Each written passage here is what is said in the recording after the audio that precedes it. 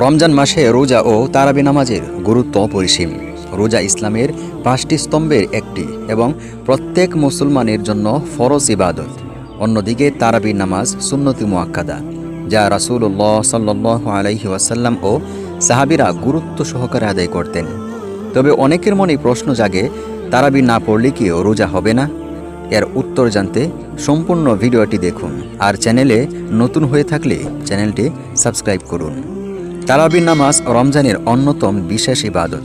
এটি রাতে কিয়ামুল লাইলের অংশ, যা রাসূলুল্লাহ সাল্লাল্লাহু আলাইহি ওয়াসাল্লাম সুন্নত হিসেবে আমাদের শিখিয়ে গেছেন। হাদিসে এসেছে, রাসূলুল্লাহ সাল্লাল্লাহু আলাইহি ওয়াসাল্লাম বলেছেন, যে ব্যক্তি ঈমান ও সওয়াবের আশায় রমজানের রাতে নামাজ আদায় করবে, তার আগের গুনাহ মাফ করে দেওয়া হবে।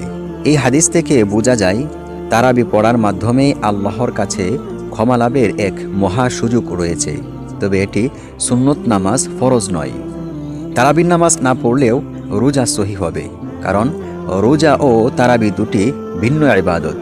রোজা ফরজ ইবাদত, যা প্রত্যেক সক্ষম মুসলমানের উপর বাধ্যতামূলক। পক্ষান্তরে তারাবি সুন্নতি মুআক্কাদা, যা পড়লে মহান সওয়াব পাওয়া যায়, কিন্তু না পড়লে রোজার উপর কোনো প্রভাব পড়ে না। তবে যারা ইচ্ছাকৃতভাবে তারাবি পরিত্যাগ করেন, তারা সুন্নত পরিত্যাগের কারণে গুনাহগার হবেন এবং আল্লাহর রহমত থেকে বঞ্চিত হবেন। তারাবি পড়লে যেমন সওয়াব বাড়ে, তেমনি না পড়লে সে সুযোগ হাতছাড়া হয়। তারাবি নামাজ না পড়লে রোজা বাতিল হয় না বা রোজার কোনো ক্ষতি হয় না।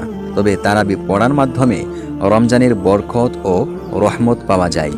তাই প্রত্যেক মুসলমানের উচিত তারাবি নামাজ গুরুত্ব সহকারে আদায় করা। আল্লাহ তাআলা আমাদের সবাইকে রোজা ও তারাবির মতো গুরুত্বপূর্ণ ইবাদত পালনের তৌফিক দান করুন। আমিন। ভিডিওটি ভালো লাগলে প্রিয়জনদের কাছে শেয়ার করে দিন।